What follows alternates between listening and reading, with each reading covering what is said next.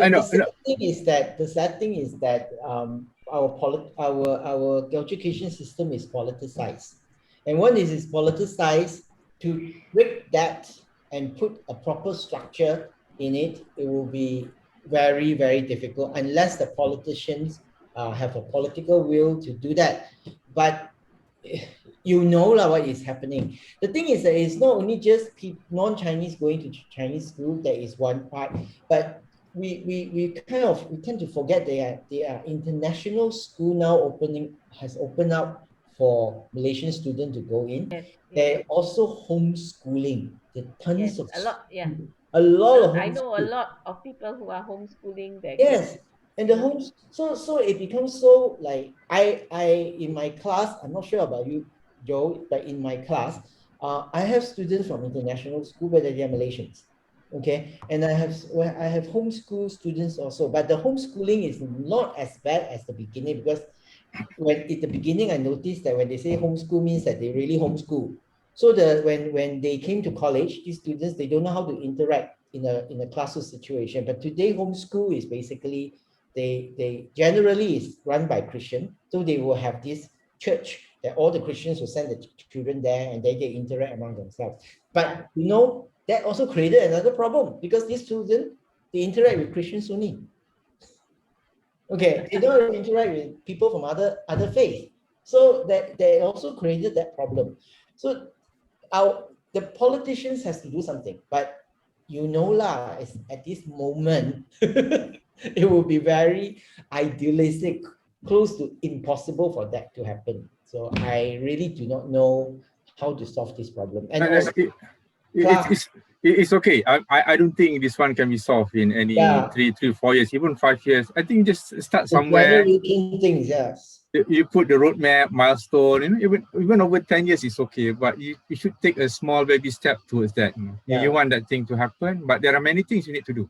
The infrastructure and stuff like that, the quality of the syllabus, stuff like that. Of course, you want to upgrade the quality as good as Chinese school. Why not?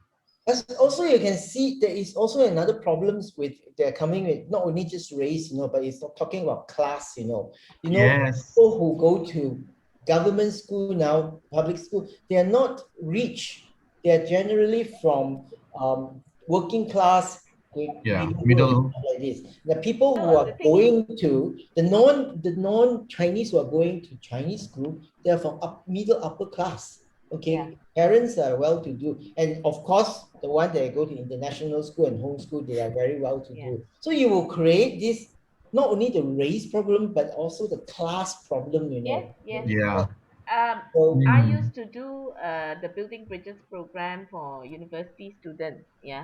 And this was between 2012 to 2017.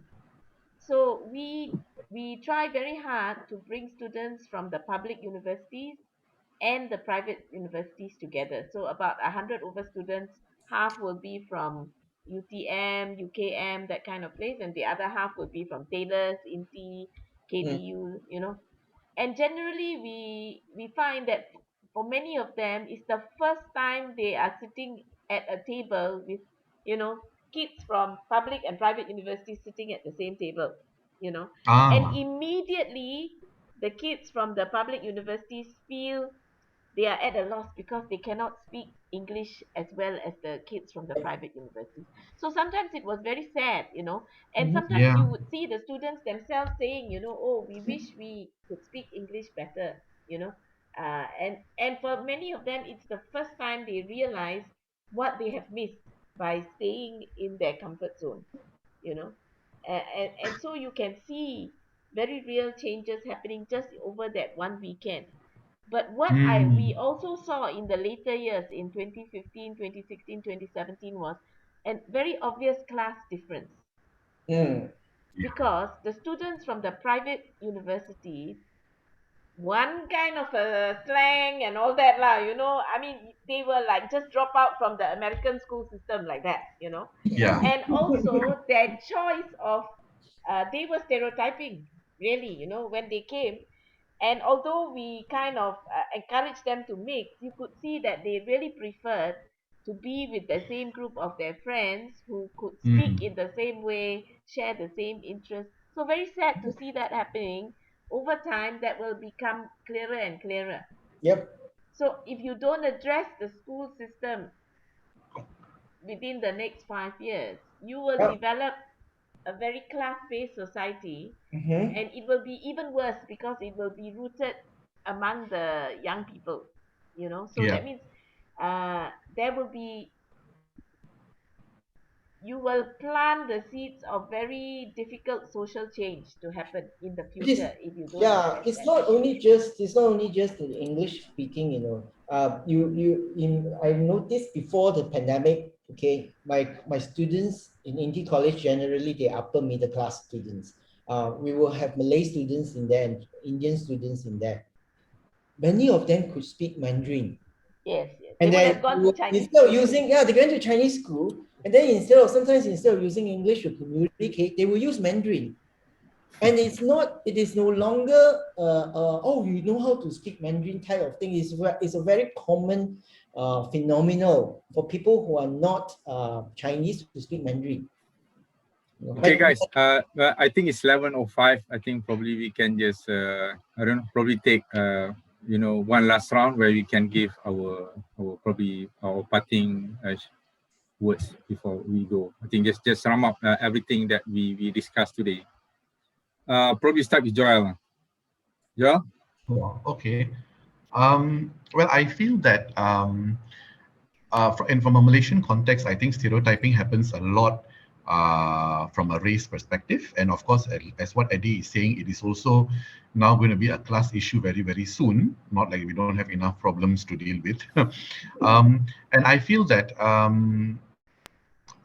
more focus needs to be put on the schooling system, because as you become older, I think stereotyping becomes further entrenched, and it's going to be a miracle to expect those in their later years or 30 and 40 and above, to actually drop their stereotypes. They might improve, but it's very difficult for them to forget what they actually grew up with. So we've got to focus on the younger generation, and I think that we have a lot of potential. So I'm hoping that in the next 5 to 10 years, we will be able to leverage on the differences that we have in terms of race, language, background, and all that, and come up with a stronger identity, at least as Malaysians. That is the most beautiful thing that I could see for the country. I'd like to see less identification as, I don't want to hear Indian Malaysian, Chinese Malaysian, Malays and all that. I like to see everyone calling themselves as Malaysians. That would be, for me, the culmination of Malaysia as a progressive country moving forward. Can't hear you, Boon. Yes, Eddie. I agree with what Joe say, and I also will have the same kind of aspirations and visions that he has articulated. I also wish, but one thing for me, I believe that we cannot depend on the government. We should start from the grassroots, like what you are doing, Cheryl. We should start among ourselves to start doing, because you cannot. So take small steps, like what you say, to start building, okay, from our religious institutions or from our circles, and start from there. Okay, so the interfaith interactions that we all of us are involved in, which is good. So hopefully one day we can get more younger people. Generally, most of the people who are involved in all this talking are older folks. We should get younger people, okay, and college students coming in one of these days to have dialogue like this. Then it will foster. In fact, the public school one, I'm more interested actually with the public school one. The public university and the government schools, keep students and the teachers from those institutions to come in and have a dialogue, because I think private institutions generally do not really have so much stereotyping, because it's the nature of the class and the institution. So what Pat did, get the two group of students together and interact. I hope that will become more, and we will have more that kind of activities. Then it will foster more understanding. Interactions, the most important thing. We need interactions among ourselves.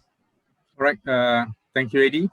Actually, the last page of this book, Mendepani Zaman Melayu, basically the last page, basic conclusion is Bangsa Malaysia, which is you're talking about, one race as Malaysian. We should see in that sense. I think the Abim someone is also speaking about the same thing. It was quoted by Star. We started the Abim is itu an angkatan belia Islam Malaysia. I mean, they started talking about the kind of moderate Islamic approach to brand that we all human. I mean, if you see, I always quote the chapter 49 verses 13. We are basically brothers, from the same parents up there. We just have different color for us to know each other. I mean, the diversity in us. I just happened to listen to, I think, BFM. There is one thing, we're going to call it IQ, SQ, spiritual quotient, intellectual quotient, emotional quotient. There is one thing that CQ now people are looking at. You know what is CQ? It's basically cultural quotient, that you can interact people with different culture and stuff like that. You can look in a team. So people are looking at that, and we have that. I used to, like 20 years ago, I have this feeling that, without the Chinese, probably I can, I'll be more, mungkin we're not so maju, but we don't have to compete so much with Chinese, which is stronger than us in that sense. So I used to have that thing, but it's like, I against them, that kind of thing. But now, when you're older, about 20 years, 30 years older, you're wiser and stuff like that, you appreciate having you. And it was like it's God-given that I cannot be a better Boon without having you guys living.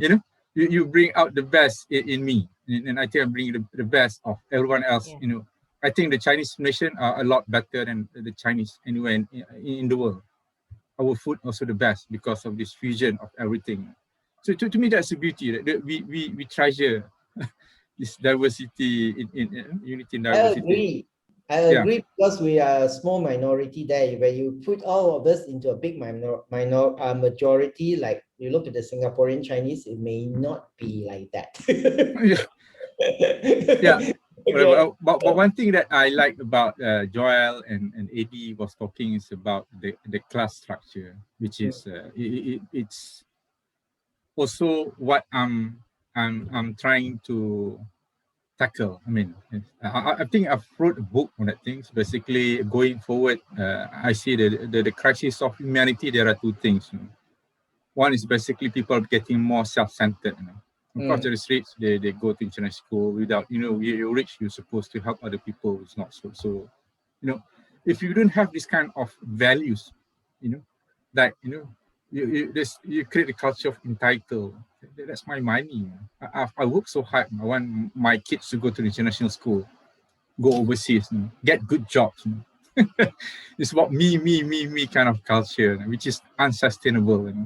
And I think we are now more poorer than our parents. Poorer.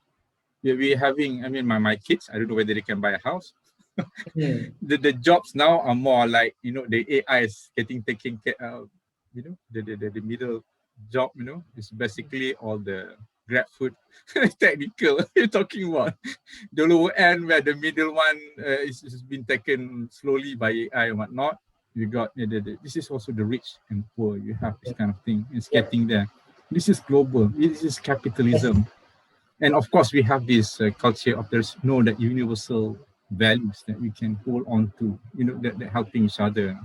So to me, this is a global phenomenon that I don't know how to tackle this kind of thing.